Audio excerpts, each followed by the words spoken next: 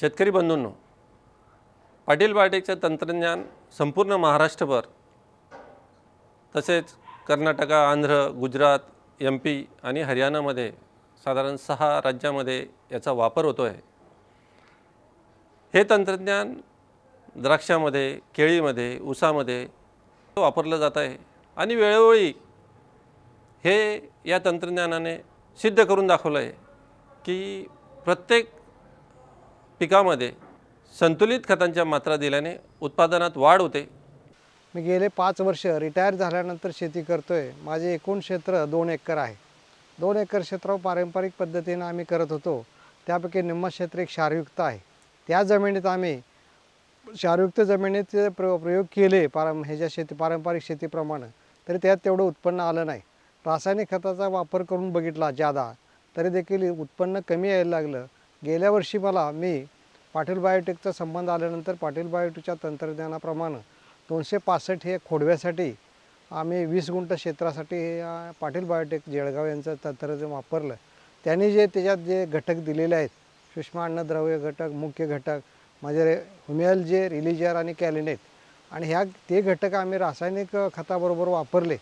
त्याबरोबर त्यांनी जी आळवणी घालायची 2-3 आळवण्याची जी पद्धत दिली होती, तेही आळवणी त्या शेताला घातलं आणि 265 जातीचा ऊस, खोडवा ऊस देखील तो आता गेल्या वर्षी म्हणजे एप्रिल 2012ला तो कारखान्याला गेला, तर त्याला मला गुंठ्याला टन याप्रमाणे त्याला उतारा पडला की ज्या क्षेत्रामध्ये पीकच येत नव्हतं की 20 गुंठ्याला 5 टन ऊस निघायचा नाही, त्या ठिकाणी 20 गुंठ्याला 20 टन ऊस निघाला आणि तो ऊस तो उतारा त्याला चांगला पडलेला आहे।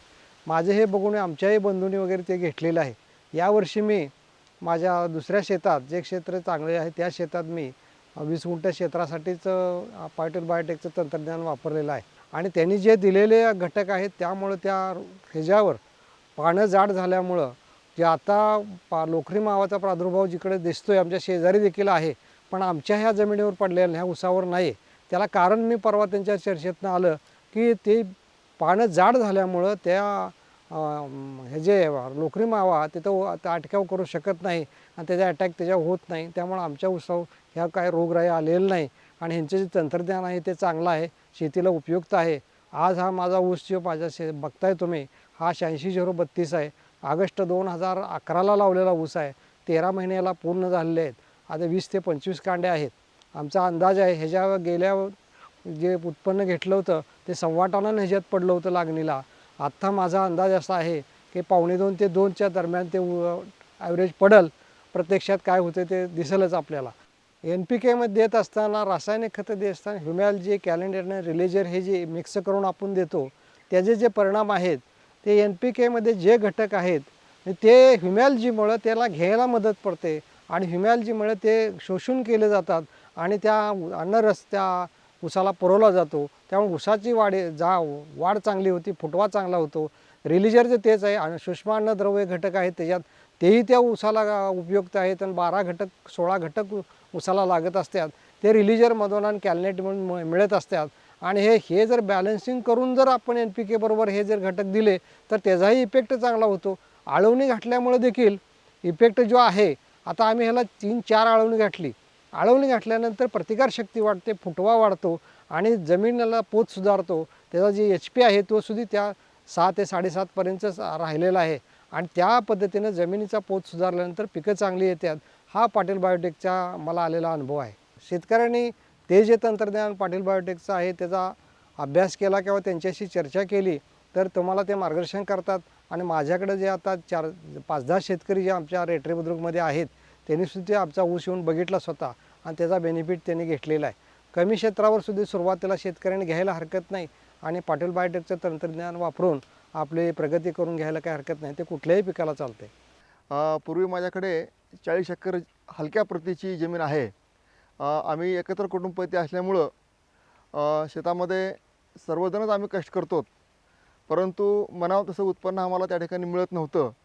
तरी आम्ही गेल्या वर्षी तळ्यातला गाळ आणून टाकून एक 10 एकर जमीन जरा ऊस लागवड योग्य करण्यास ठरवलं आणि त्या अनुषंगाने पूर्वी 2 एकर ऊस लावला होता, नंतर मग 10 एकर ऊसामध्ये ऊसाची लागवड केली।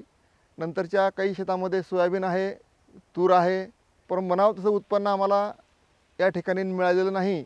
आमच्याकडे जी जमीन आहे त्यापैकी 10 एकर जमिनीवर आम्ही पाटील बायोटेकचे श्री मुळके साहेब हे मला भेटले, त्यांची चर्चा केली आणि 10 एकरवर ऊसाची लागवड त्या बायोटेकच्या तंत्रज्ञानाने घ्यायचं ठरवलं.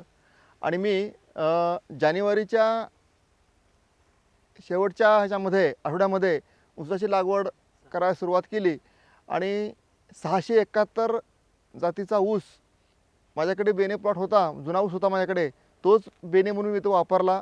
2 सरीमध्ये अंतर जे आहे ते 4 फुटाचं अंतर ठेवलेलं आहे आणि त्या 4 फुटाचं अंतर ठेवून नंतर ह्या ठिकाणी त्यांनी जे आम्हाला वेळापत्रक दिलं होतं ते खताचं डोसेस आणि पाटील बायोटेकचं कॅलनेट रिलीजर आणि ह्युमॉल ह्याचा वापर करून त्या ठिकाणी त्यांच्या सांगण्याप्रमाणे जे डोसेस आम्ही दिलेले आहेत आणि त्या ठिकाणी ऊसाची जी वाढ आहे ती अतिशय चांगल्या प्रकारे वाढ झालेली आहे आणि आमच्या समाधानकारक असा ऊस आम्हाला सध्या शेतामध्ये दिसून येतो आहे. जवळपास आज माझा ऊस 8 महिन्यामध्ये 22 ते 23 कांड्यावरला ऊस आहे. आणखीन त्याची वाढ अजून होणारच आहे, कारण 10 महिन्यानंतरच आम्ही कारखान्याला ऊस देणार आहोत. आणि मग ह्या ऊसाची जाडी, यावरची ह्याची पानं जी आहेत ही रोगप्रतिकार शक्तिकारक पानं आहेत. त्या पाण्याची रुंदी ही सुद्धा आमच्या जुन्या ऊसापेक्षा, म्हणजे पूर्वीची आम्ही लावायचो त्याच्यापेक्षा ती पानाची जाडी चांगली आहे. जवळपास 4 बोटाच्या घरामध्ये ती जाडी आहे आणि जवळपास आज 22-23 कांड्यावरला ऊस आहे. ती जाडीसुद्धा समाधानकारक जाडी आहे. एक भाला हा 2 ते 2.5 किलोच्या घरामध्ये होण्याची अपेक्षा आहे. सध्या माझ्याकडे एकूण 14 एकर ऊस आहे आणि 14 एकरला मी पाटील बायोटेक तंत्रज्ञान वापरलेलं आहे. त्यापैकी 10 एकर ही माझी नवीन लागवड आहे आणि 4 एकर हा माझा खोडवा आहे. गेल्या वर्षी खोडव्यामध्ये मला एकरी फक्त 25 टन इतका ऊस भेटला होता आणि या खोडव्यासुद्धा मी पाटील बायोटेक तंत्रज्ञान वापरलं. परंतु आज पाहायला गेलं तर खोडव्यासुद्धा या नवीन ऊसाच्या बरोबरीने मला दिसतो आहे. आणि त्या पानाची जाडी, त्या ऊसाची उंची, त्या फुटवा आणि त्याचा ज्या कांड्या आहेत त्या जर आज बघितल्या, त्या अशी मला अपेक्षा आहे की त्या ठिकाणी दुप्पट ते 50 ते 55 टन इतका ऊस एकरी माझ्या त्या खोडव्यामध्ये निघावा लागेल. आम्ही जो जुना ऊस होता त्याही ऊसाला आम्ही पाटील बायोटेक तंत्रज्ञान घेतलं. त्या ऊसाला पूर्वी आम्हाला फक्त 25 टन एकरी उत्पादन निघालं, पण नंतर जेव्हा आम्ही पाटील बायोटेक तंत्रज्ञान वापरलं, सध्या त्या ऊसाची परिस्थिती पाहिली असता त्या ऊसाची जाडी, त्याची उंची, त्या कांड्याची संख्या पाहिली असता गेल्या वर्षीपेक्षा मला दुप्पट, म्हणजे जवळपास 50 ते 55 टन इतका ऊस निघेल अशी माझी अपेक्षा आहे. कारण तो निघणारच आहे, कारण तिची आज परिस्थिती पाहिल्यानंतर अतिशय चांगला ऊस दिसतोय मला तो. तसं पाहायला गेलं तर खर्चाचा विचार केला असता पाटील बायोटेकचा जेव्हा वापर केला, सुरुवातीला वाटले खर्च फार येतो, नंतर ह्याची या ऊसाची उंची वाढ पाहिल्यानंतर उत्पन्नामध्ये होणारी वाढ, कारण पूर्वी माझ्या ऊसाला एकरी 30 टन ऊस निघायचा, आता यावेळेस एकरी 60 ते 65 टन इतका ऊस निघेल अशी माझी अपेक्षा आहे. कारण दुप्पट जरी उत्पन्न निघालं तरी खर्चाचा जेव्हा मेळ मी घालेन त्यावेळेस मी निश्चितच फायद्यामध्ये राहीन. आणि हे तंत्रज्ञान मी नंतर ह्या वर्षीसुद्धा जवळपास 5 एकरमध्ये सोयाबीनला वापरलेलं आहे. सोयाबीनच्या जवळपास 5.5 बॅग या ठिकाणी पडलेल्या आहेत. अजून रास मी केलेली नाही त्याच्यामध्ये भरघोस असं उत्पन्न होईल असं मला वाटतं. सुरुवातीला मी यावर्षी तंत्रज्ञानाचा वापर करून माझ्या उत्पन्नामध्ये, माझ्या शेतीमध्ये खऱ्या अर्थानं आज फरक पडलेला आहे. आणखीन जे माझं उर्वरित क्षेत्र जे आहे शेतीचं, त्याही क्षेत्रामध्ये खरीप असेल किंवा रब्बी असेल त्याही क्षेत्रामध्ये मी पाटील बायोटेक तंत्रज्ञानाचा वापर करणार आहे. एकूण मला 4 एकर शेती, तर मी पारंपरिक शेती करतो. पहिल्यापासून मी जवळजवळ 20 वर्षापासून शेती करतो, पण ऊसच लावतो किंवा घास घेतो. घास झाला का लगेच ऊस, पण ऊस म्हणजे कमी प्रमाणात पडून राहिला.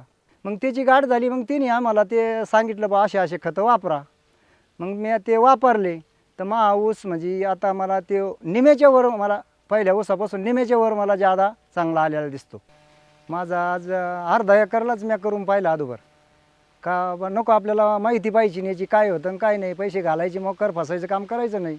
बाकीचं शेजारी आमच्या बंधूच आहे, त्यांचा फरक जाणवतो आणि याचा जाणवतो. तर हे आज 11 महिन्याचं पीक आहे.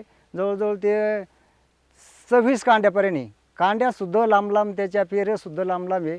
अगदी रसरशीत, पानं जाड, अगदी ते खत टाकल्यापासून अगदी व्यवस्थित मला ते मानवलं, म्हणून मी ते त्यांच्याकडे केलं. 2.5 किलो एका ऊसाचं वजन आहे जवळजवळ आता सध्या. तर अर्ध्या एकरमध्ये जवळजवळ 24,000 ऊस आहेत उभे. तर अजून त्याला जवळजवळ 2.5 ते 3 महिने टाईम आहे. तर अजून तो काही का होईना थोडा परवान, पण आत्ताच्याच येणे मला तो 60 टनापर्यंत अंदाज दिसतो त्याचा. बाकीच्या शेतकऱ्याला माझं असं म्हणणं आहे का तुम्ही पाटीलबाई याच्याशी संपर्क साधा आणि नाही एकर तर अर्धा एकर तरी त्याची चाणक्य घेऊन पहा. मी तर करणारच आहे. मी आता आपली 4 एकर शेती आहे, त्याच्यात अर्धाच एकर केलं मी. पाटीलबाईचं याचं खत तुम्ही संपर्क साधून तुम्ही अर्धा एकर पहिल्याने करून पहा. नंतर तुम्हाला फरक पडला तर करा, नाही जाणवला तर नका करू. त्याचं काही बळजबरी नाही कोणाची. त्याचं मी एक प्राध्यापक असून शेतीची आवड सुरुवातीपासूनच होती, पण काही कारणामुळं मी शेती करू शकलो नाही. आणि आपली जमीन एकूण 60 एकर असून वडिलोपार्जित आहे. असाच एक शिक्षक भेटून मला उदगीरमध्ये पाटील बायोटेक तंत्रज्ञान याचा मेळावा असून त्या मेळाव्याला जाऊ चला म्हणून मला बोलून घेतले. खताचं मात्रा किती टाकायचं आणि नेमकं ऊसाची लागवड कुठल्या पद्धतीनं करायची हे तिथं मला समजण्यात आलं. आणि पाटील बायोटेकचे जे अधिकारी आहेत वारंवार भेटी द्यायचे आणि त्यांच्या निदर्शनानुसार किंवा त्यांच्या आदेशानुसार मी त्या खत टाकलेलं आहे. आणि निव्वळ त्या खतामुळं आता जो पीक आलेला आहे निव्वळ त्या खतामुळं आलेला आहे. सध्या आता प्रत्येक ऊस 3 ते 3.5 किलोचं आहे असं वाटतं. 20 ते 22 खांडे आहेत आणि याची वय आहे 9 महिने. आत्तापर्यंत माझे वडील 35 ते 40 टन काढलेले आहेत. आणि आपल्या भागात देखील 50च्या पुढं आणखी कोणी गेलेलं नाही आहे म्हणजे एकरी. पाटील बायोटेक तंत्रज्ञान जो आहे त्यांच्या मार्गदर्शनामुळं आणि त्यांच्या खतामुळं कमीत कमी 80 टन एकरी मिळेल अशी अपेक्षा आहे माझी, कमीत कमी बरं का. आणि जेव्हा वडील एकरी 40 टन काढत होते किंवा 35 टन काढत होते तेव्हा खर्च याचा एकरी 12,000 रुपये. आणि पाटील बायोटेक तंत्रज्ञान वापरल्यामुळं उत्पादन कमीत कमी एकरी 80 टन मिळायची शक्यता आहे. आणि एकरी खर्च आहे 15,000 रुपये.